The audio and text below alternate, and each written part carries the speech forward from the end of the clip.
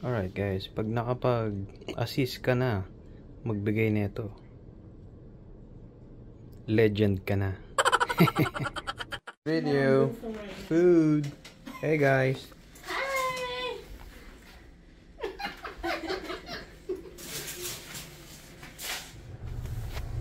Alright guys, tapos na ang duty natin. Medyo bakbakan ngayon dito sa ER. Sobrang understaff kami ngayon. Meron kasing hindi pumasok. Kaya yung nurse manager na tinulungan kami. Dapat around 1 AM dapat aalis na siya. Dapat ako na ang papalit dun sa kung ano man ginagawa niya dun. Meron pa akong patient. Kailangan i-admit. Tapos may kailangan pang gawin. Kailangan ng i-reduce yung kanyang dislocation kaya umabot ng alas 4. Kaya nagstay na siya hanggang alas 7. Saludo rin ako sa nurse manager namin. 7:15 and medyo maulan. Yan, gusto ko sana mag-tennis ngayon pero wala, basa ang court. Tara, uwi na tayo. Hi guys, may bagong bukas na Chinese buffet na naman dito. Live lang sa amin. Yun. Actually, naka-ilang plato na ako eh. Pero tikim-tikim lang lahat. Yan, dessert na siya.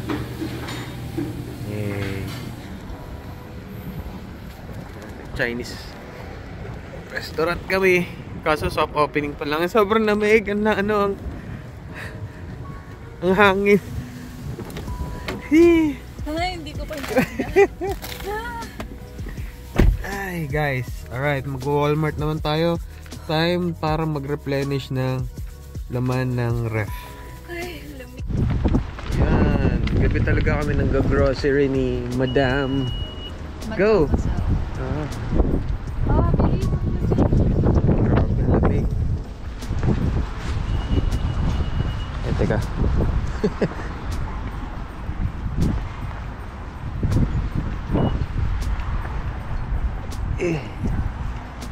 Guys, ang lamig, sobrang lamig. Hindi, actually ang hangin eh. Sobrang lamig ng hangin. Daddy, buy me balloon. Ano? Balloon. Sabi mo dyan? Balloon.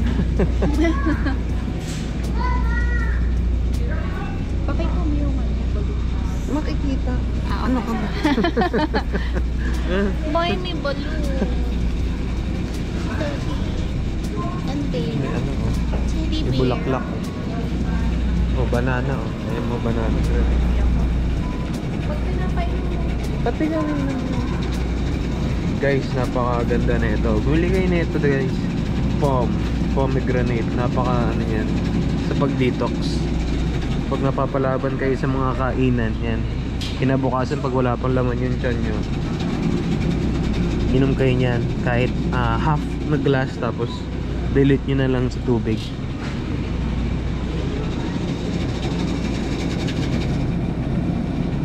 Ayan na po, naghahanap siya ng organic. Organic. Anything organic. It's organic. Diba? Lumuluwag yung ibang pants eh. Bench kasi yan guys eh.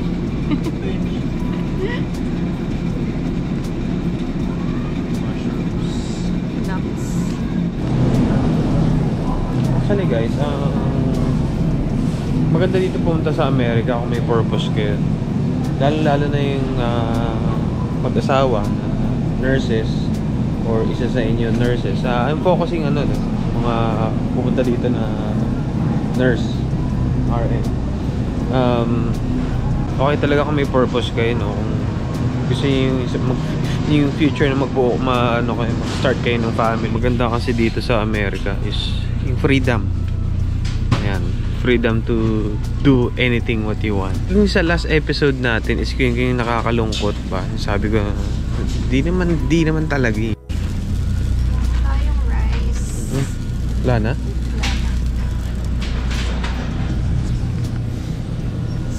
Hindi talaga siya nakakalungkot, nakaka-homesick lang. Kapag medyo matagal na kayo dito, nakaka-homesick lang. Plus syempre hindi ka naman dito laki eh. So balik tayo sa topic, no? Tapos kung nurse ka, napupunta ka ditong single sa Amerika,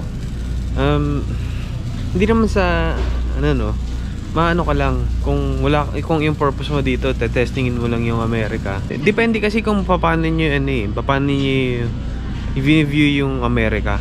O anong purpose niyo pagpunta niyo dito? Trabaho, 'di ba? Pero kung kung single kang pupunta dito sa Amerika, medyo nakakalungkot din.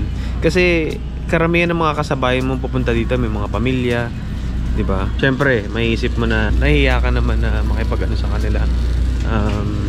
Alam mo yun, makigulo sa kanila. Hindi naman sa lahat ng pupunta ng single dito is talagang challenging. Naubos niya na yung mga gusto niyong gawin eh.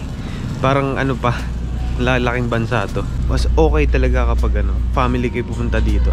I mean yung country na to, maganda yung country na to para sa benefit ng isang family. Tsaka sa mga mag-asawa, yan. Okay tong country na to. Kasi lagi kayo may gagawin.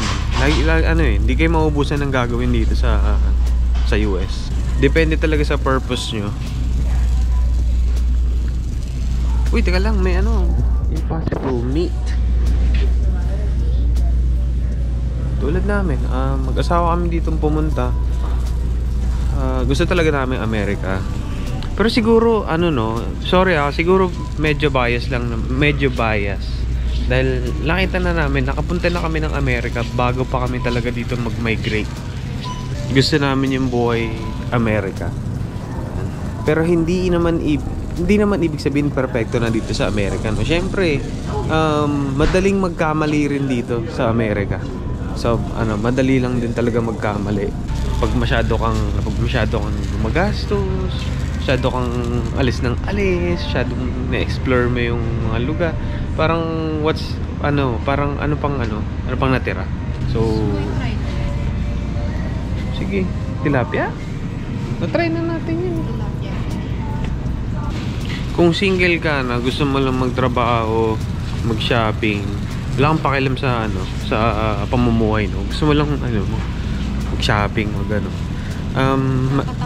ba? Oo. Hindi, malalakihan kayo dito sa bansa na to.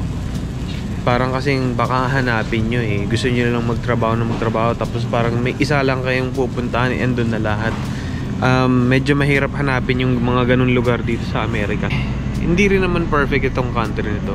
Hindi rin naman lahat makukuha nyo dito. Kasi syempre, laki rin tayo sa Pilipinas eh. Siguro kung single ka, baka ma-overwhelm ka dito sa laki ng bansa na to.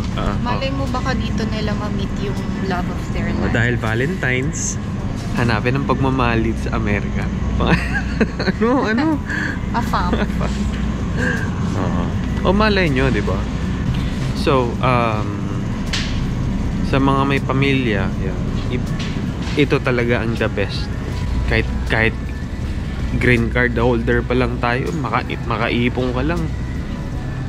Pwede ka na bumili ng property mo eh. Basta, kahit naman saan kayong bansang pumunta, you're still responsible kung ano bang purpose nyo dun sa lugar. Paano nyo ba tinitignan yung country na yun as a magbe-benefit para sa sa needs mo. Ang dami niya na. Ang dami talagang pera ni madam. Ayan, tulad ng sinasabi ko, okay talaga kung family kayo pupunta dito. Mas kompleto talaga ng para sa future ng family nyo. Kasi yung ideal na alam mo yun, yung isang family, may bahay, sasakyan, puro nga utang, di ba? Puro utang. Meron pa lugar na libre lahat? Kung meron kayong ganung mentality, makit na kayo ng langit. Hindi, kasi medyo nakakainis lang. Kung meron mga ganun lugar, sa langit na lang yata yun. Kung libre ang lahat Kung lahat okay yung para bang yung lugar libre lahat, wala yatang ganun. Kaya hanapin nyo kung ano yung para sa inyo. $5? Baka sumabog yan. $8. $5. Oh, ito yan, hyper to. Tandaan nyo guys, yung US hindi naman din ito para sa lahat.